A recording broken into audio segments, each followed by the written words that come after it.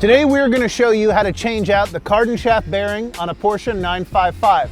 I'm Justin, and before we go too much further, I want you to subscribe for more like this. What we're doing today is we're at the Cayenne Whisperer's secret garage location, and Cousin Rob is going to show us how to change out this Cardan shaft bearing. It's something that happens to all of these cars at some point, is that bearing goes bad. So we're going to show you how bad a job it is to fix it. So Aaron is out today, still looking for his mechanic gloves, I guess. But one of the things I totally forgot about when I was about to pull this into Rob's garage was our roof-mounted spare tire. And I want to point out that we have to take this off so we can get it in the garage. If you're doing a roof mount thing on your Cayenne, it is very easy to forget. And I have actually driven this underneath a carport before and ripped my rack completely off. So if you've got that roof mounted thing, don't forget about it before you pull it into the garage. We're gonna get this tire off of here and get it inside. Okay, so we keep the tire up here, and as you see, it holds my too much weight just fine. However, one of the great things about these front runner racks is they are modular. So when I got under the carport with this thing, I tore up several parts of this rack, but Front Runner was able to send me the other parts. So if you do, like me, forget that you have something taller than your truck up on top of it, if you break this, the parts are orderable. Front Runner was great to work with, and really, they made it easy to repair this rack. So I'm gonna get this bolt down and then we'll get it inside. So this is how you hold this wheel onto this roof rack. And when I went under the carport, it caught and just dragged this down this way. And the worst part was I had just gotten these wheels back from the powder coater, and it was a very rough day for me, and one that I kept secret for quite some time from my brother. So now we're gonna pull it in. We're gonna go ahead and get started. All right, Rob, explain what you're doing here. Yeah, so on a two-post lift, you have to do what I call center. So you have to center the car between the two posts, and then you have to center it between the articulating arms that come out. Okay. So what I'm going to do right now is direct you into where I happen to know exactly how many inches on either side for a Porsche Cayenne, because so you've lifted a couple of these. I've lifted a couple of these even this week. So I know. So we're going to do that right now. Excellent. So right now I'm looking for about 10.5 inches. I'm right at 11. That might work. Let me just see on this side. 1/2 inch off. Okay. Back up just a little bit. Good. Now turn just a little bit this way. Went too far. Back a little bit. Okay, we're within an inch. Okay, now we're gonna go center. Okay, so now we're centering the truck. That's right, now we're centering the truck. Okay, go ahead and move forward. Okay, you can go ahead and put it in park. Okay. And turn off the car. And always do me a favor, just in case we need it, go ahead and pop the hood. Got it. Not that we'll need to get under there, but if we do and the car's up in the air. That will be easier. It always makes it easier. All right, am I getting out now? Yes, you can get out. All right. Good luck squeezing out. Maybe I'll do it Dukes of Hazzard style. I got something for you. Thank you. Okay, so here's our kit from JXB Performance, and one of the things that they do is they give you the option of a softer for daily driving bearing, and then a harder for, they say performance, but I plan to be abusing this thing a little bit. So we're gonna put the harder bearing in and see if it's any good or not, and if it's not great, I'll call on Rob again to help me switch it out. But this is a great kit because it brings everything you need. In fact, there is an option that allows you to not have to drop the drive shaft. So we'll see what that looks like. Those ratchet things always screw me up. That first big bang, the safety ratchet. Yeah, it's intimidating.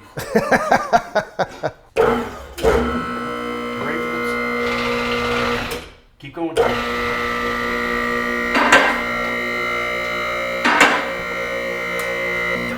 One more. That's it. Now Okay. the bar. That's it. Okay. I mean, is there not another ratchet? What was that? Don't know. Just kind of went. What did? The whole thing just kind of. Oh, it did? Oh, yes. It could not be. I mean, maybe it's not going anywhere. Okay, as long as we're not going anyplace. Yeah. I don't have workers' comp for being squashed under my car. Okay, Cousin Rob, since I'm sitting here like a kid at story time, tell me a story what we're doing.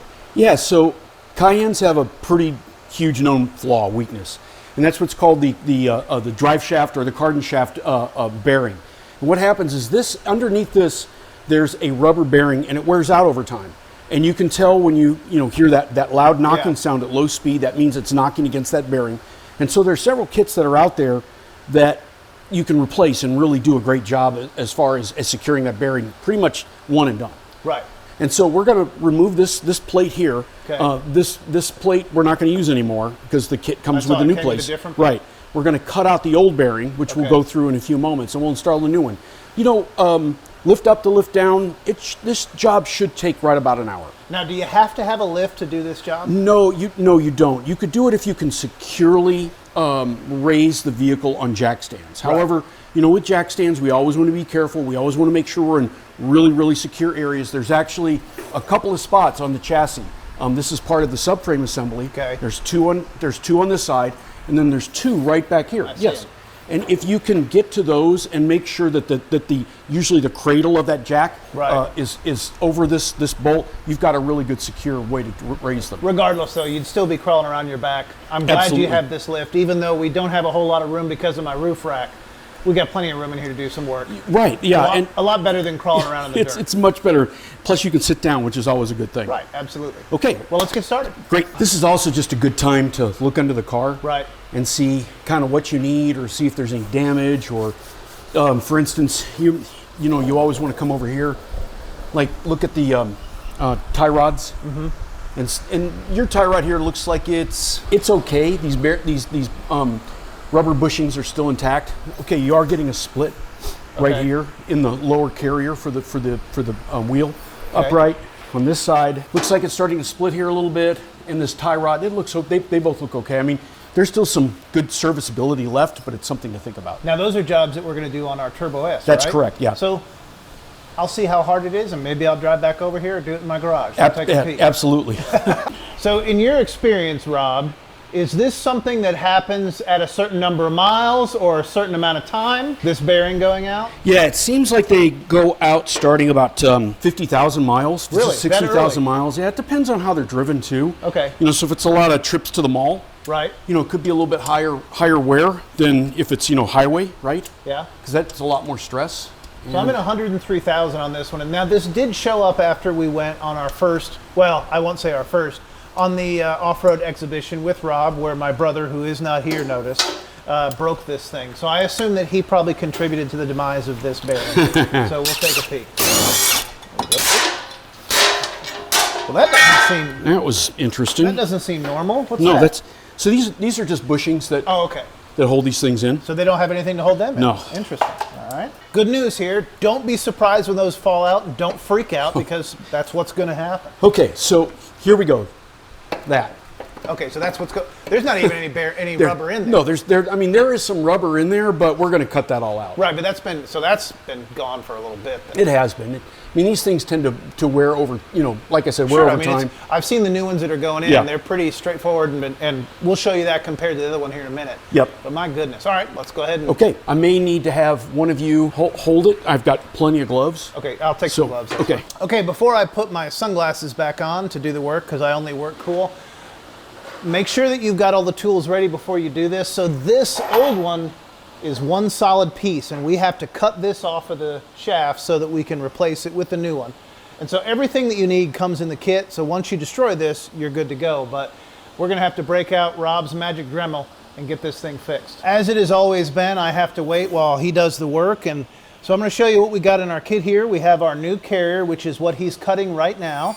So I'm not quite sure entirely how we're gonna get this on without cutting it, but I'm sure Rob can tell me. We have our two new rubber parts here, and you can see, if you look up in there, there's not much to see right now rubber-wise, but this is what it's supposed to look like. And we have two. We have race and street, and then we've got all the various other parts. I assume these are replacements for those washers, but let's take a look and see. So you're just cutting the legs. You have to cut through the middle part, right? No, you don't. We're gonna cut. There's another piece on here. We have to cut that too. Got it. Okay. There's just a little bit of rubber left. So you don't have to cut all the middle of that bracket, just those legs. Just these legs. So this whole bracket here does this whole thing comes out. Okay.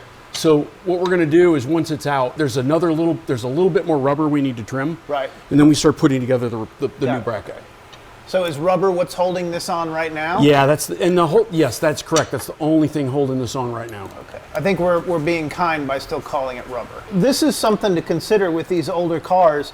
Now this is wear, but part of this is that rubber simply aging and losing its elasticity in general. And so as you look at these older cars, pay attention to those little rubber bits. They are going to be drying out. sometimes a low mileage car is not always the best car because those parts will be dried out. You'll have to replace them anyway. So it's not like you won't have to fix these suspension items. You'll have to do it because they're old and dried out. Modern cars have a lot of rubber and plastic in them that ages differently all the time. I can tell you that one of the things that I know that you've seen in some other Porsches are the radio buttons getting all gummy and aging. Oh, absolutely. You know, and so it's those sort of things that you want to look for. Whether that stops you from buying the car or not, I don't know, but it might be a bargaining chip that you can use to get a better price on it. So I figured you'd have to cut through the whole ring there, but no. Just cutting those little legs just relieve the pressure? So these legs, this was the bearing. Right. So because this was the bearing, it has to be completely removed. Right. Yeah, so and then all that's really left in here at this point is just a little bit of rubber holding it on. Okay. So I'm just getting around the side. Muscling it out of there. Yeah, muscling it out of there. No, now we have to cut that. Oh, so is that rubber as well, or is that metal again? So this inside, this whole piece here, this round piece is metal. Okay. But then the insert, as you can see, that's left is insert, rubber, right? So what we're going to do is we're going to trim this down to, actually we can go ahead and do that. So we're going to trim this down here. We're just going to leave a little bit in the middle. So why are we leaving any? It's a guide. Got it, okay. It helps us. So you know where to put the new, so we know. Exactly. I say you, I'm working here too. So we know where to put the new one on. That's correct. Got it. This is a JXB. So this one's, I mean, just looking at the carrier here, and I did figure it out. We've got a couple Allen bolts here so that we can put it on and off. Yep. The entire thing is just beautifully machined aluminum. Just a really good looking kit. And here are the new bearings as I showed you, and there's not much, or new rubber, I guess. There is not much to what's left, and it does look like a different animal. I see what you're saying. This is what came out. Here is our new one. So as you can see, there is a lot of wear on this. Now this truck has 103,000 miles, I think, on it, and I can assume this hasn't, well, it may have been replaced before because we had some different bolts in there, right? Those may have been, you know, they could have been stock factory bolts, and they also just could have been a different size. So this is original then, you think? Yeah, I think this is for sure original. Okay. At this point, it really does need to be, they really do need to be replaced. Yeah, I would think with any of them, you're going to have to be replacing it, whether you've got a thunk or not. Well, interesting in that Porsche, if you had this problem and you took it to the Porsche dealer, they would put a whole new drive shaft in. Really? Yeah, to the tune of about $1,000. But guess what? They didn't upgrade this. So all they do is... So you're going to have to postpone... So you may either have to put in another new drive shaft again if Porsche does it, or you put in a kit like this. Right. And this kit was, I forget exactly, I want to say $250-ish? I think it's $350 with the... Yeah, that's the what it was, with both bearings. And they do give you a choice. You can get different rubber pieces, but with both of them, I want to say it was $350-ish. Yeah, $350 sounds about right. Okay, so I'm going to now kind of turn this a little bit, and I'm going to work on cutting that last piece so we can bend it out of the way. I am trimming the middle of this old rubber piece down to make it fit better. And as in all things, it takes a couple minutes to figure out how to do it the best. But now I could be a professional rubber trimmer. So while he's doing that, I am taking apart this new carrier with a 5mm Allen wrench. So that's one of the tools you need. And as you see, it's split right here. This thing is so well made, I couldn't even see the seam. It took a few minutes of looking at it like a monkey to figure it out. But what a finely made piece of aluminum. It really is. They do a great job on this part. Yeah, I'm just super impressed.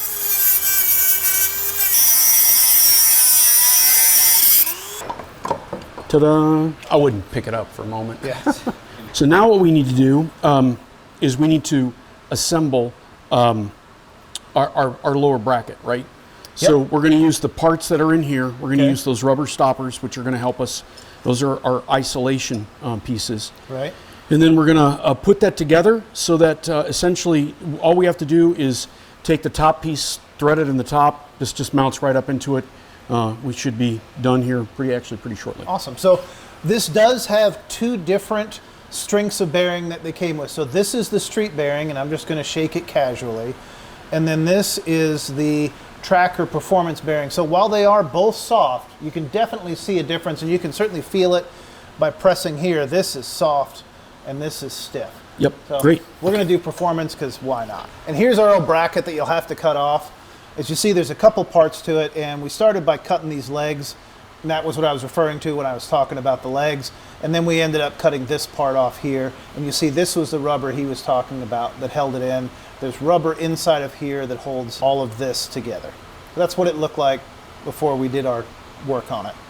Now let's put our beautiful new piece in. Excellent. Just be aware when you're doing this that these little bushings here are also labeled street and track, and there's different ones when you're putting it. I guess in theory you could fine tune this to any sort of feel that you want within reason, but we're going to go track all the way because we plan to do dumb stuff with this. These two holes are if you use the stock mounting bracket, which is right here. Right, which I don't recommend. Why not? Okay, so you actually have to almost take out the entire drive shaft to do the fix to utilize the stock bracket. Really? And really, you ask yourself, why would you do that? I mean, this has been fairly easy so far, barring the having to cut things. Right? Absolutely, right. Yeah. So now imagine the added time and the added complexity of having to take the front of the drive shaft and detach it from the transfer case. Wow. Okay. So yeah, I definitely recommended. I mean, I think the kit without this new mounting bracket wasn't much cheaper, maybe $50 or $75. Right. That's correct. Right. So definitely, you're not going to want to use this. Go with the new bracket. Now, since we are up in the air, if you watched our other off-road video where Aaron broke the car, I did my own breaking of the car in a minor way. There was a big bump, and that's the result of that bump. So if you're wondering, do you need the armor under the car? I think probably you do. You need a good driver too, but certainly armor doesn't hurt, because there's one of the bumps that we incurred last time. And if we look back here, we can see where I dragged it across the same rock. So I don't know that I need to replace this right now, but I don't think that was great for the car. I'll be asking Rob about it, but that looks pretty gnarly to me. So we'll see if we need to do something about that next time. So as we examined this some more, we really took a look at it, and Rob cut these two based on some instructions that he saw. But really, if you look at it, you only need to make the one cut on this thinner part of this carrier here. So you don't have to mess around with this first. We wasted a little time doing that, so this can be an even quicker job. Just make sure that you cut that top part once you rotate this around so you can access it. Okay, to start to mount the new carrier, what we're going to do is we're going to take these bolts that were provided. Okay. We're going to first of all put this brass or copper bolt on. That is going to be our base. Okay. Then we're going to take the larger hole, right? Thread that on, and that's going to go up inside this dampener. Then the dampener is going to go up inside the carrier. So let's go ahead and get the other one attached. Smaller brass, larger fender, dampener. Then these are going to thread up into these holes, or these cutouts right here. And you can really see just, we've talked about it a bit, just how nice the machining is on it. This is a very, very nice kit. To me, this is a one and done. This is the kind of thing that you really should only have to replace one time. And do remember, your dampeners are labeled track and street. We're using track on everything because why not? So now we're going to put the top part on. So we're going to add the dampener on the other side, right? The smaller washer it's the same size fender washer, but it has a smaller hole, right? Going to go ahead and add that. We're going to do the other one, add that. So this is pretty much ready to begin the mounting process actually to the bearing itself, right? What's interesting is they have it, once again, these two holes right here are the ones that we're going to be utilizing for this particular install. But before we do that, I'm going to put a little bit of a Loctite on here. Because we want it to be one. Yeah, because we want some good thread locker. Right, so you bet. Okay, now we're going to go ahead and start screwing the base and the bearing itself together. Okay, so I was concerned that Rob was going the wrong direction, that we had to get this around the drive shaft, but look at how well made this is. There's actually holes so that we can get this reconnected once it's up in there. That's correct. They really thought through this. Yeah, they really did. Fantastic. So it's going to go right here like so. All right. Right? So now what we're going to do is we're going to thread this on up and over the top. Okay. Over that old rubber part. Right, over the old rubber part, right? So it's just going to sit up there right now. And then what we're going to do is, this is probably where I could use a pair of hands just to keep this from rolling around. I like to use what I call it's a German torque setting. It's pretty famous. What's that? It's called a Gudentite. Sorry, bad. That's the comedy part of the video. Yeah. We'll come back to that later. He'll be here all week. Yeah, I'll be here all week. Just so for our watchers here, even though these fall out, you will not need them again. So I guess they're aluminum, recycle them, I don't know, 7, 8 cents here.